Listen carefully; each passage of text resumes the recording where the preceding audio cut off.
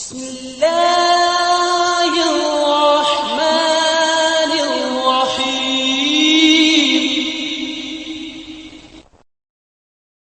اب آج کتاب کے صفحہ نمبر 33 سے شروع ہم کر رہے ہیں، جس میں جو ٹاپک ہے کتاب میں وہ ہے شرک اکبر کی اقسام۔ شرک کی دو قسمیں ہیں، شرک اصغر اور شرک اکبر، چھوٹا شرک، بڑا شرک۔ چھوٹا شرک جو ہوتا ہے اسے ریاکاری یا اور بھی اس کی اقسام ہیں، اس کی قسمیں ہیں، انشاءاللہ آئے گی۔ اور بڑا شرک جسے انسان دائرہ اسلام سے خارج ہو جاتا ہے، مسلمان نہیں رہتا، بہت بڑا شرک جس کی سخت مذمت اور وعید آئی ہے، اس کی بھی قسمیں ہیں اور اسی کا تذکرہ اس درس میں کیا جائے گا۔ تو آئیے سوال و جواب کی شکل میں ہم جانیں شرک کسے کہتے ہیں، شرک اکبر کیا ہے۔ اس سلسلے میں یہاں پر آپ کے سامنے 3 سوال ہیں اس موضوع میں، جس کی وضاحت ابھی ہم کریں گے۔ سوال نمبر 1 اس سبق کے اعتبار سے اور ترتیب کے اعتبار سے اب تک جتنے سوال ہم نے پڑھے ہیں، 20 سوال گزشتہ 4 دروس میں ہو چکے ہیں۔ آج ہماری 5ویں نشست ہے اور سوال ہے 21واں، اللہ کی ذات میں شرک کا کیا مفہوم ہے؟ اللہ کی ذات میں شریک کرنے کا کیا مطلب ہے؟ اللہ کی ذات میں شرک کا کیا مطلب ہے، کیا مفہوم ہے؟ یہ سوال ہے۔ تو جواب ہے اللہ تبارک تعالیٰ کا فرمان سورہ اخلاص، سورہ نمبر 112 آیت نمبر 3، لم یلد ولم یولد۔ سورہ اخلاص ہے جس کو ہم تمام یاد کرتے ہیں، یاد ہیں، ہمارے بچوں کو بھی یاد ہے، اور جس میں توحید کا بنیادی سبق سکھایا گیا۔ قل هو اللہ احد اللہ الصمد لم یلد ولم یولد۔ آپ کہہ دیجیے کہ اللہ ایک ہے، اللہ کی ذات، اللہ تبارک و تعالیٰ ایک ہی ہے۔ کئی لوگ اللہ نہیں ہو سکتے، اللہ کا کوئی جز نہیں ہے، اللہ رب العزت کا کوئی حصہ نہیں ہے، کوئی ایسا نہیں ہے جو اللہ سے نکلا ہو، اللہ کا بیٹا نہیں ہے، اللہ کا کوئی باپ نہیں ہے، کوئی ماں نہیں ہے، کوئی بیوی نہیں ہے، کوئی بچہ نہیں ہے۔ لم یلد، نہ اس کی کوئی اولاد ہے، اس نے کسی کو جنا نہیں ہے، اللہ رب العزت کی کوئی اولاد نہیں ہے۔ ولم یولد، نہ وہ کسی کی اولاد ہے، نہ اس کو جنا گیا ہے۔ اللہ رب العزت نے نہ خود کسی کو جنا ہے اور نہ اللہ کو جنا گیا۔ جنا کیا اس لیے پیدا کر، یہ لفظ جو استعمال کیا جا رہا ہے، لفظ یعنی ولادت، پیدائش، جننا، بچوں کی جب ولادت ہوتی ہے، عورت جب بچے کو پیدا کرتی ہے تو اس کو جننا کہتے ہیں۔ تو نہ ولادت، لم یلد، اللہ رب العزت نے کسی کو جنا نہیں ہے، نہ اس کی کوئی اولاد نہیں ہے، اس کا معنی مفہوم۔ ولم یولد، نہ وہ کسی کی اولاد ہے۔ یہ بہت ہی اہم عقیدے کی بات ہے، اور یہی ذات میں شرک کرنے کا مطلب ہے۔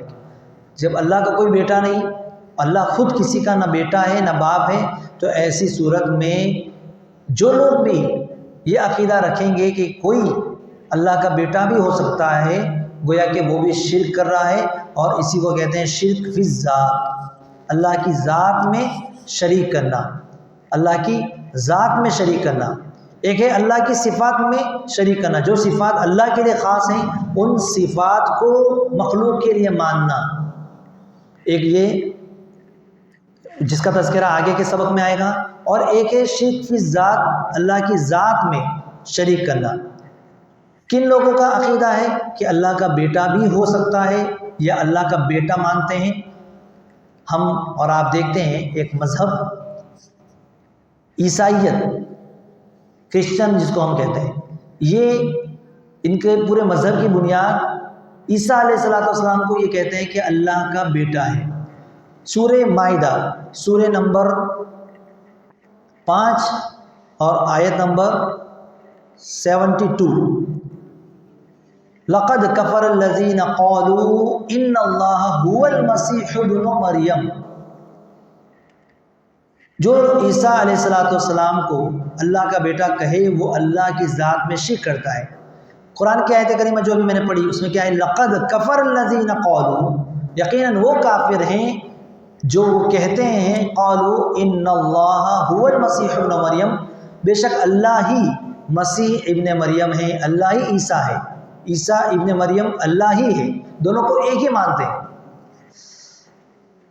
لہٰذا معلوم یہ ہوا کہ جو شخص بھی یہ دعویٰ کرے کہ اللہ کا کوئی بیٹا ہو سکتا ہے وہ شرک فی الذات کا ارتکاب کرتا ہے۔ لہٰذا جو شخص انا الحق کا دعویٰ کرے، انا الحق، میں ہی حق یعنی میں ہی خدا ہوں، میں ہی اللہ ہوں، یا اللہ میں فنا ہونے کا دعویٰ کرے، وہ بھی در حقیقت اللہ کی ذات میں شرک کا مرتکب ہوتا ہے، وہ بھی اللہ کی ذات میں دوسروں کو شریک کرتا ہے۔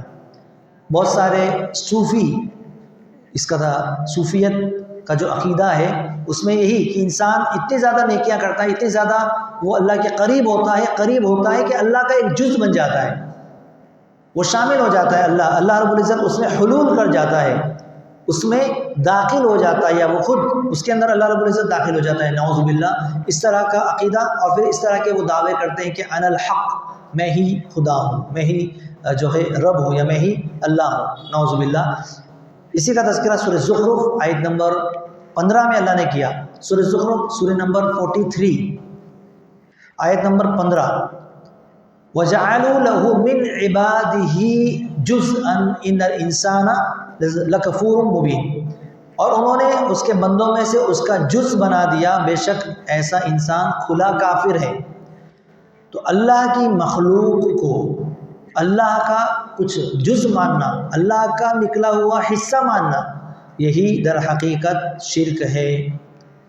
چنانچہ نبی کریم جناب محمد رسول اللہ صلی اللہ علیہ وسلم کے تعلق سے بھی بعض لوگوں کا یہ عقیدہ یا یہ ماننا ہے کہ اللہ کے رسول انسان نہیں ہیں، اللہ کے رسول بشر نہیں ہیں، عام انسانوں کی طرح اللہ کے رسول نہیں ہیں، بلکہ اللہ کے رسول نور سے پیدا کیے گئے، اللہ کا نور ہے، اور اسی لیے وہ یہ کہتے ہیں نور من نور اللہ، اللہ کے نور میں سے نکلا ہوا نور۔ تو یہ کہنا اللہ کا جز بنا دے کے برابر ہے، مترادف ہے، اور یہ بدترین شرک ہے۔ تو یہ جو میں نے ابھی جواب پڑھا ہے سمجھاتے ہوئے، در حقیقت یہ کتاب کی عبارت ہے۔ کتاب میں لفظ ہے اللہ کی مخلوق اور بندے، محمد صلی اللہ علیہ وسلم یعنی اللہ کی مخلوق ہی ہے، الگ سے کوئی نہیں ہے۔ محمد صلی اللہ علیہ وسلم بھی اللہ کے بندے ہیں، اس کے رسول ہیں، اللہ کے سب سے برگزیدہ پیغمبر ہیں، نبی ہیں، رسول ہیں، اور تمام رسولوں کے سردار، تمام انسانوں میں سب سے افضل ہے، اس میں کوئی شک نہیں، لیکن ہے انسان ہی، ہے بشر ہی۔ ان کی افضلیت اور ان کے سب سے زیادہ افضل ہونے کی وجہ سے عبودیت سے نہیں نکل جاتے، اللہ کے بندے ہونے سے وہ الگ نہیں ہو جاتے، اللہ میں شامل نہیں ہو جاتے۔ اسی لیے بعض لوگوں نے اس طرح کے اشعار بھی کہے ہیں اللہ کے رسول صلی اللہ علیہ وسلم کے تعلق سے کہ وہی جو مستوی عرش تھا خدا بن کر اتر پڑا ہے مدینے میں مصطفیٰ بن کر، نعوذ باللہ۔ یہ شعر ہے جو آپ کو اس طرح کے بہت سارے اشعار ہم دکانوں میں، مختلف مکانوں میں قوالی کی شکل میں، نعت کی شکل میں سنتے رہتے ہیں، جس میں کھلا ہوا شرک کا ارتکاب کیا جاتا ہے، اللہ کے رسول صلی اللہ علیہ وسلم کی ذات کو اللہ رب العزت میں شامل مانا جاتا ہے، اور اس طرح کے بہت سارے الفاظ لوگ اپنی زبان پہ لاتے ہیں۔ یہ کھلا ہوا شرک ہے، اسی کو شرک اکبر کہا جاتا ہے، بدترین شرک ہے۔ جس طریقے سے عیسیٰ علیہ السلام کے ساتھ ان کے لوگوں نے کیا، ان کی قوم نے کیا کہ عیسیٰ علیہ السلام اللہ کے بندے تھے، لیکن اللہ کے برابر قرار دے دیا، اللہ کا بیٹا قرار دے دیا۔ جس طرح وہ شرک ہے، اگر محمد رسول اللہ صلی اللہ علیہ وسلم کے تعلق سے بھی کوئی اس طرح کا عقیدہ رکھتا ہے کہ وہ انسان نہیں ہے، بشر نہیں ہے، وہ نور ہے، اللہ کا نور ہے، تو پھر وہ لوگ بھی جو ہے شرک کے مرتکب ہیں۔ نبی صلی اللہ علیہ وسلم کو ایک مخلوق کو اللہ کے برابر قرار دے رہے ہیں، اور اسی کے وضاحت خود اللہ کے رسول صلی اللہ علیہ وسلم نے اس طرح کی تھی کہ لا تطرونی کما اطرت النصارى عیسی ابن مریم، کہ میری شان میں اس طرح مجھے اس طرح نہ بڑھاؤ جس طرح عیسائیوں نے عیسیٰ علیہ السلام کو بڑھایا۔ ان کی شان میں غلو کیا.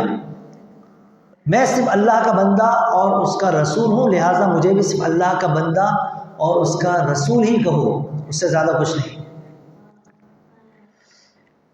تو یہ ایک سوال ہوا. پھر سے میں مختصر طور پر دہراؤں سوال، اللہ کی ذات میں شرک کا کیا مطلب ہے؟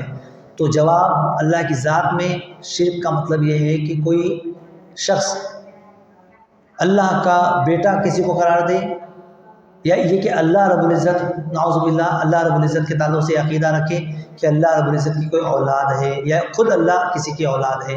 یہ اللہ کی ذات میں شریک کرنا ہوتا ہے.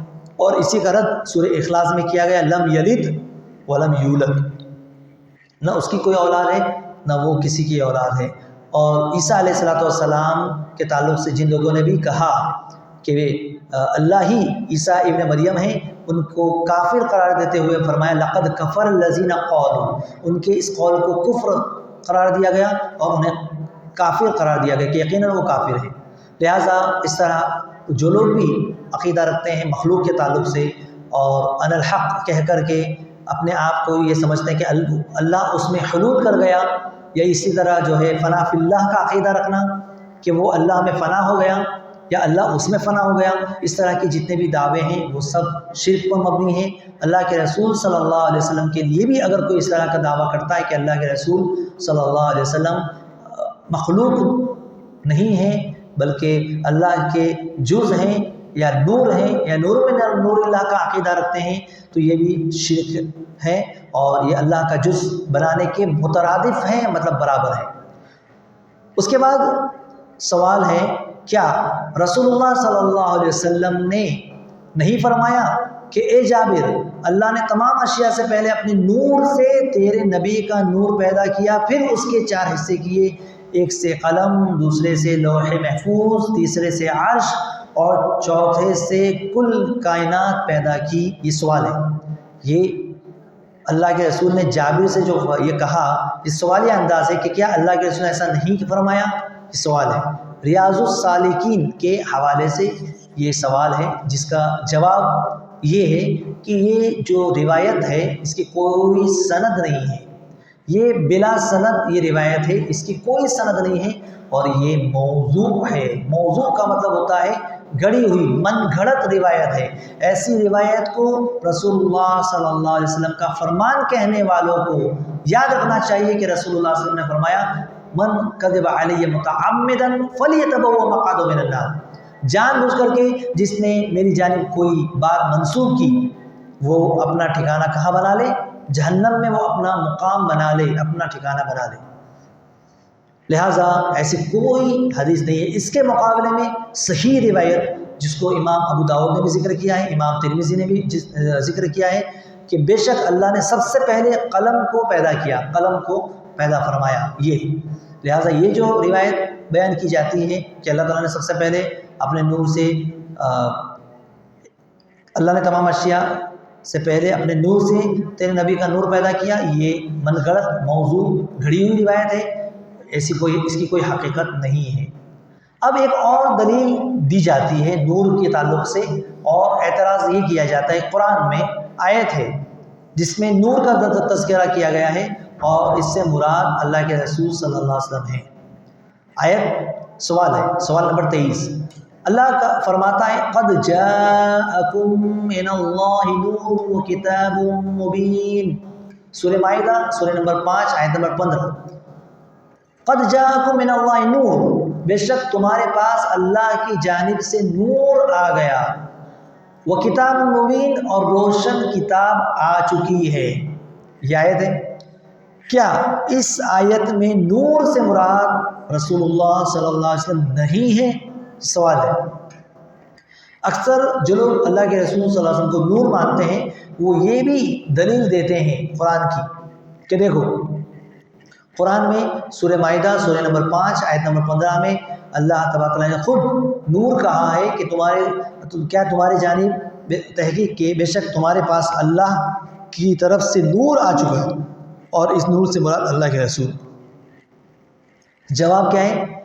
اللہ تبارک و تعالیٰ نے تورات کو نور کہا، انجیل کو نور کہا، قرآن مجید کو نور کہا. سب الگ الگ آیت کے اعتبار سے۔ تورات کو نور کہاں کہا، کس آیت میں؟ سورہ مائدہ آیت نمبر 44۔ انجیل کو نور کہا، سورہ مائدہ آیت نمبر 46۔ قرآن کو نور کہا، سورہ اعراف آیت نمبر 157 اور سورہ تغابن آیت نمبر 8۔ ان تمام آیات میں نور سے مراد نور ہدایت ہے، اللہ کے نور کا حصہ نہیں ہے۔ اللہ کے نور میں سے نور ماننا تو شرک ہے، لہذا آیت میں نور اور کتاب مبین دونوں ہی سے مراد قرآن کریم ہے۔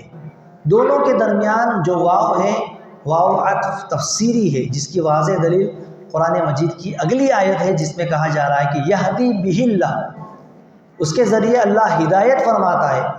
اور اگر نور اور کتاب دو الگ الگ چیزیں ہوتی تو الفاظ یہدی بہم اللہ بہما تسنیہ کا صیغہ ہے۔ گرامر کے اعتبار سے جو لوگ گرامر پڑھتے ہیں جانتے ہیں، وہ جانتے ہیں کہ بہی یہ جو ہے ایک ہی صیغہ، ایک ہی ضمیر ہے، اور اگر دو مراد ہوتا تو بہما تسنیہ کا صیغہ ہوتا، تسنیہ کی ضمیر ہوتی، یعنی اللہ تبارک تعالیٰ دونوں کے ذریعے ہدایت فرماتا۔ قرآن کریم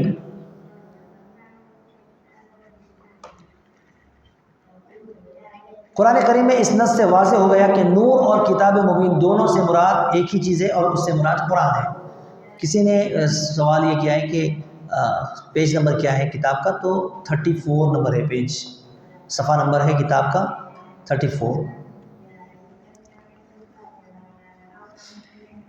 تو یہ آج ہمارا جو ہے یہ سبق یہاں پر مکمل ہوتا ہے، لیکن ہم آگے بھی بڑھیں گے اور 2 سوال لے لیں گے، تو آج ہمارا جو ہے 5 سوال ہو جائیں گے۔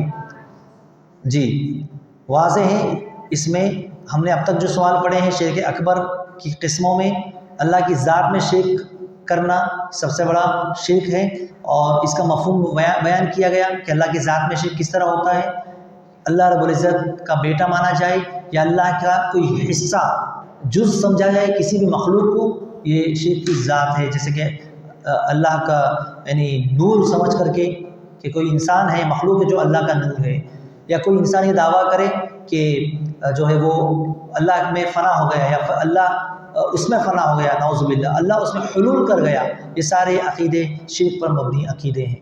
اس کے بعد ایک روایت جو بیان کی جاتی ہے اللہ کے رسول نور ہے، اس کی دلیل اس کا رد کیا گیا، جس میں کہا گیا کہ سب سے پہلے اللہ نے اپنے نور سے نبی کے نور کو پیدا کیا، کہ یہ کوئی اس طرح کی سند نہیں ہے، اس طرح کی کوئی روایت نہیں ہے، بلا سند یہ روایت لوگوں میں مشہور ہے اور یہ من گھڑت ہے، موضوع ہے۔ اور تیسرا جو قرآن سے دلیل دی جاتی ہے نور ہونے کی، اس کا بھی رد آپ کے سامنے کیا گیا۔ اب آئیے اس کے بعد سوال کیا ہے، سوال نمبر 24 ہے 24، شرک فی صفات کے تعلق سے، کیا اللہ کے سوا کوئی مختار کل ہے، یعنی لوگوں کی مشکلات حل کرنے پر قادر ہے؟ اللہ کے علاوہ کیا کوئی اور ہے جو مشکلات کو حل کر سکتا ہے؟ مختار کل، مختار کل کا مطلب ہے کہ ہر چیز پر اختیار ہو جس کا۔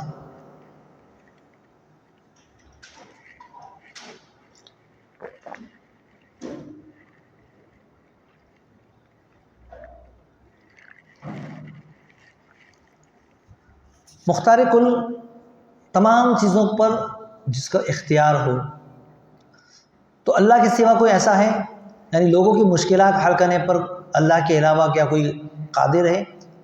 سورہ مائدہ سورہ نمبر 5 آیت نمبر 17، قل فمن یملک من اللہ شیئا ان اراد ان یہلک المسیح ابن مریم وامہ ومن فی الارض جمیعا۔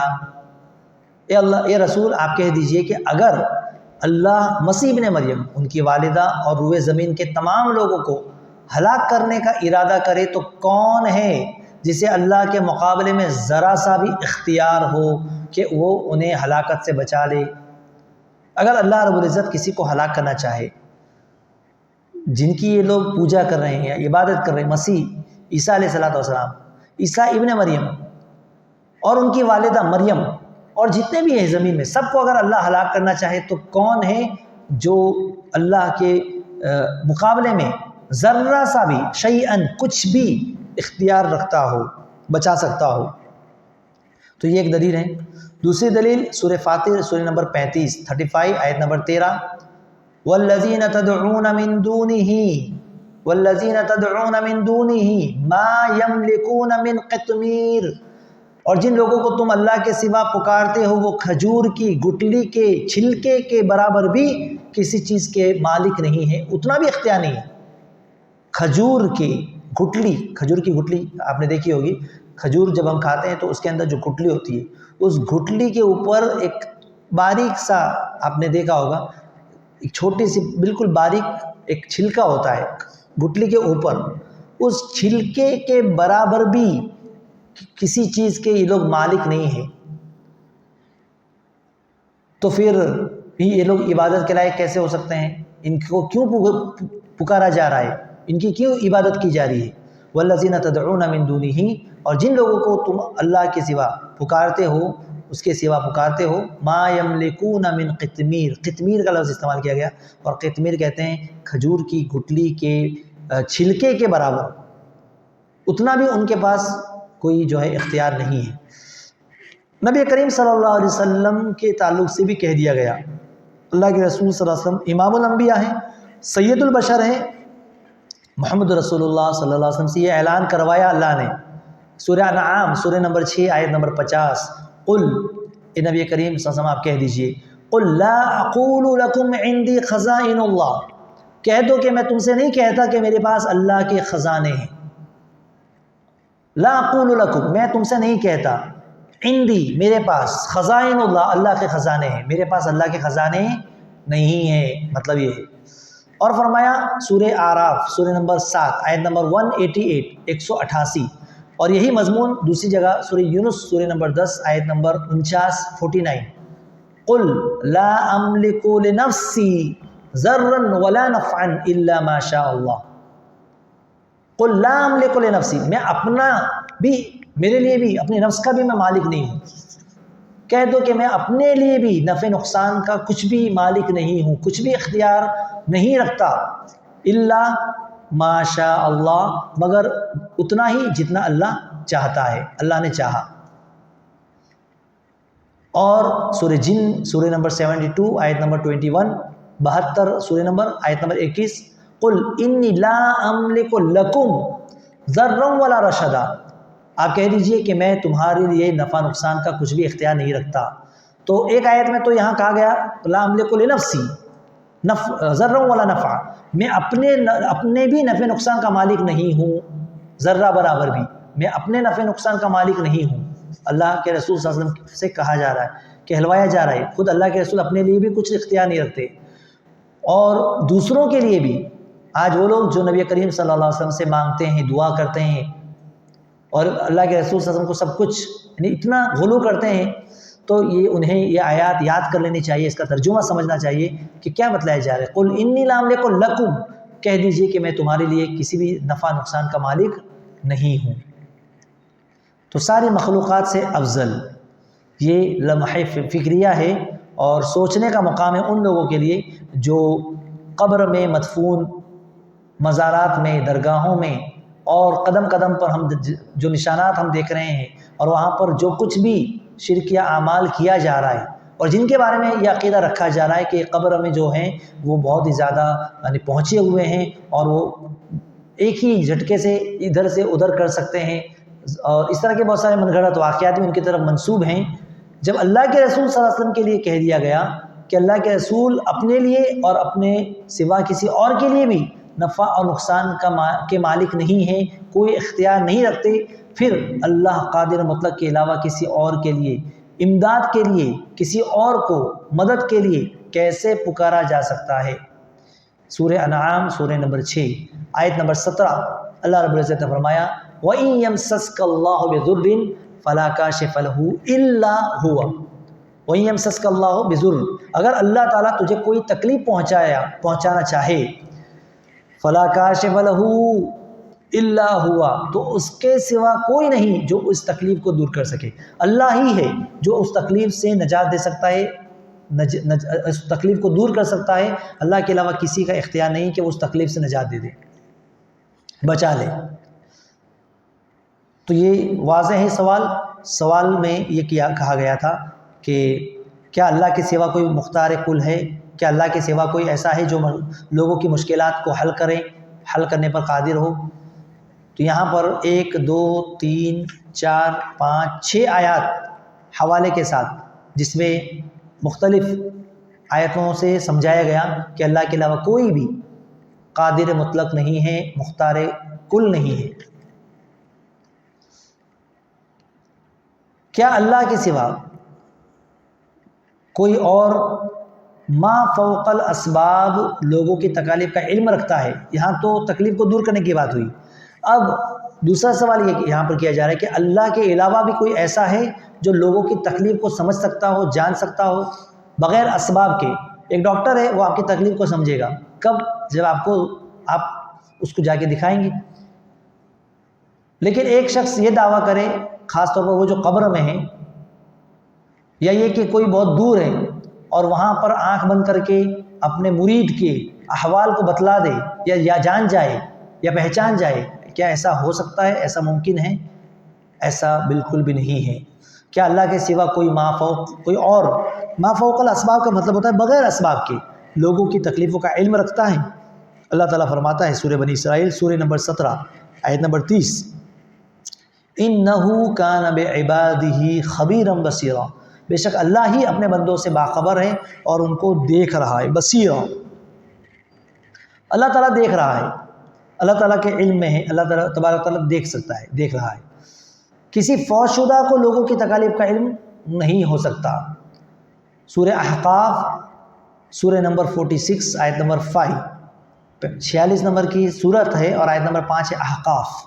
وَمَنْ أَضَلُّ مِمَّن يَدْعُو مِن دُونِ اللَّهِ مَن لَّا يَسْتَجِيبُ لَهُ إِلَىٰ يَوْمِ الْقِيَامَةِ وَهُمْ عَن دُعَائِهِمْ غَافِلُونَ، اور اس شخص سے زیادہ گمراہ کون ہو سکتا ہے جو اللہ کے سوا کسی ایسے کو پکارے جو قیامت تک بھی اسے جواب نہ دے سکے اور وہ ان کی پکار ہی سے غافل ہو۔ یہاں پر غور کریں آیت کریمہ پر کہ یہاں اللہ نے کیا فرمایا؟ ومن اضل، اس سے بڑا گمراہ کون ہو سکتا ہے؟ اس شخص سے بڑا گمراہ کون ہو سکتا ہے جو کیا کرتا ہے؟ یدعو من دون اللہ، اللہ کے علاوہ پکارتا ہے۔ اللہ کے علاوہ کس کو پکارتا ہے؟ من لا یستجیب لہ، جو اس کا جواب نہیں دے سکتا۔ کب تک نہیں دے سکتا؟ الی یوم القیامہ، قیامت تک نہیں دے سکتا۔ بلکہ اسے معلوم ہی نہیں ہے، اگر آپ کسی کی قبر پر دعا کر رہے ہیں یا جو مدفون ہے اس سے مانگ رہے ہیں، وہ سن ہی نہیں سکتا اور اس کو جو ہے جواب نہیں دے سکتا، قیامت تک وہ جواب نہیں دے سکتا، بلکہ وَهُمْ عَن دُعَائِهِمْ غَافِلُونَ، کون آیا کون گیا، کس نے دعا کی، اس کے بارے میں بھی اسے کچھ نہیں پتا۔ وہ تو ان کی دعا سے بھی غافل ہے، ان کی پکار سے بھی غافل ہیں، پکار ہی سے غافل ہیں، سن ہی نہیں سکتے۔ اور دوسری سورہ فاطر سورہ نمبر 35 کی آیت نمبر 22، اللہ رب العزت نے خود رسول اللہ صلی اللہ علیہ وسلم کے بارے میں فرمایا وَمَا أَنْتَ بِمُسْمِعٍ مَّن فِي الْقُبُورِ، واضح آیت، قبروں میں جو ہیں آپ انہیں نہیں سنا سکتے۔ وَمَا أَنْتَ بِمُسْمِعٍ، آپ ان لوگوں کو نہیں سنا سکتے، من فی القبور، جو قبروں میں مدفون ہیں۔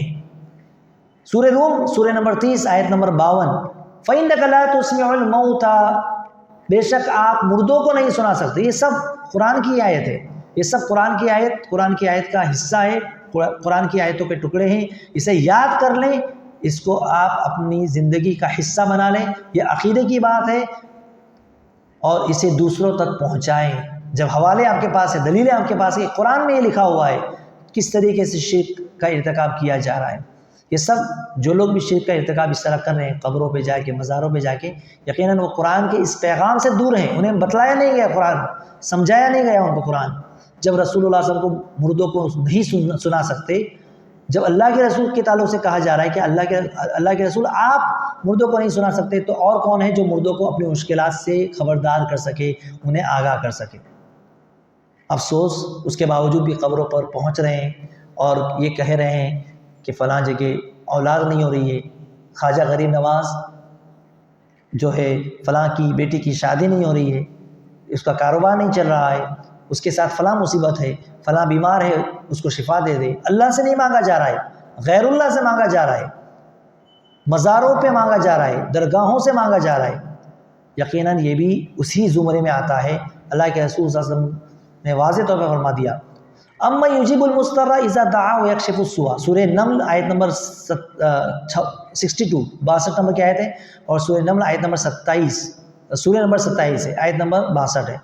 اما یجیب المضطر، کون ہے جو مصیبت زدہ کی دعا سنتا ہے جب وہ اس کو پکارے، اور کون اس کی تکلیف کو دور کرتا ہے۔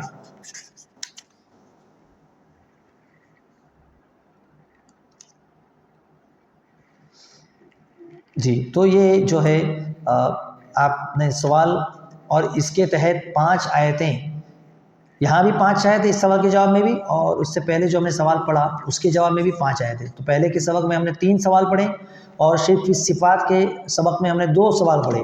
اس طرح ٹوٹل یہ 5 سوال ہو چکے ہیں، اور آپ تمام جو ہے اسے یاد کر کے آئیں گے۔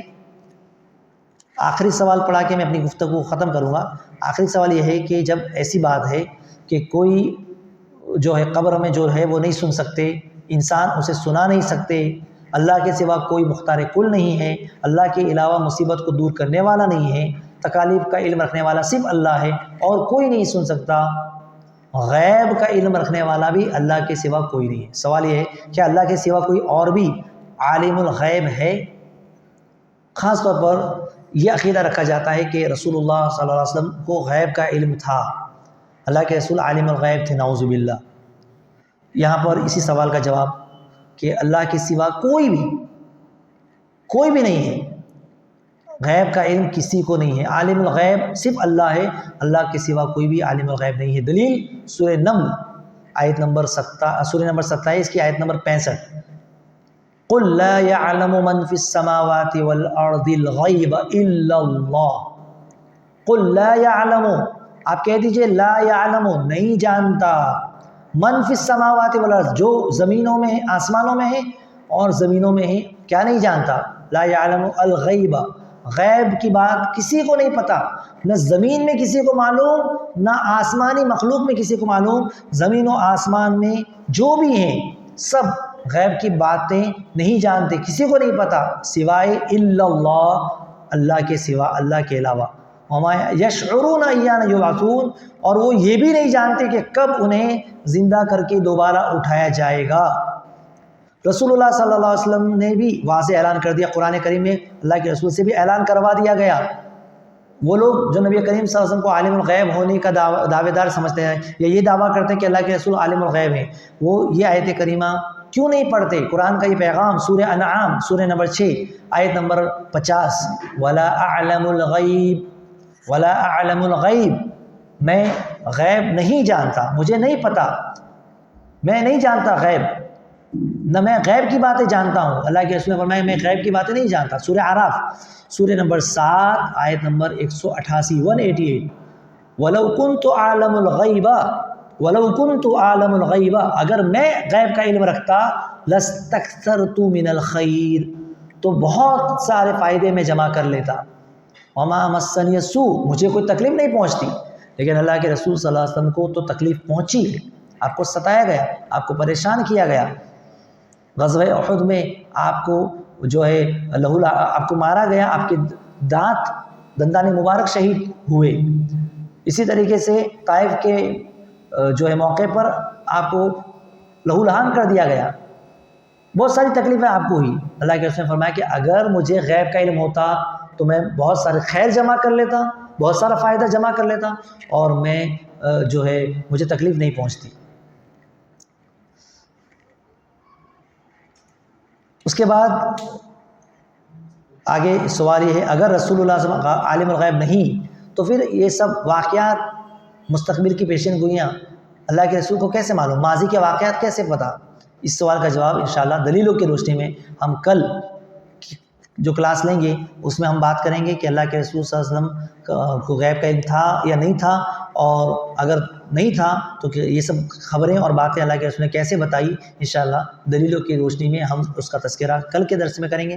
آج جو ہم نے پڑھا ہے 6 سوال ہوئے، 3 سوال شرک فی الذات سے متعلق ہیں اور 3 سوال شرک فی الصفات سے متعلق ہیں، لہٰذا ہم اسی پر اکتفا کریں گے، اور آپ تمام سے گزارش ہے کہ ان سوالات کو دہرائیں، دلیلوں کو یاد کریں۔ ہمارے پاس پورا ہفتہ رہتا ہے، لہٰذا ہم روزانہ ایک ایک دو دو آیتیں بھی اگر یاد کرتے ہیں دلیل کے اعتبار سے تو ہماری تیاری ہوتی جائے گی کہ اللہ کے رسول غیب جانتے تھے نہیں جانتے تھے. تو کیا ہے دلیل؟ سورہ انعام آیت نمبر 50 ولا اعلم الغیب، میں غیب نہیں جانتا. اس طریقے سے ساری دلیلیں یاد کرنا ہے. بس انہی پر ہم اپنی گفتگو کو ختم کریں گے اور اللہ سے دعا کریں کہ اللہ رب العزت ہماری عقیدے کی اصلاح فرمائیں اور ہمیں ہمارے علم میں اضافہ فرمائیں، ہمیں خود عمل کرنے کی توفیق عطا فرمائیں، دوسروں تک اس علم کو پہنچانے کی توفیق عطا فرمائیں. جب تک زندہ رکھیں ایمان پر زندہ رکھیں، خاتمہ ہو تو ایمان پر ہو. آمین. وما علینا الا البلاغ المبین. السلام علیکم ورحمۃ اللہ وبرکاتہ.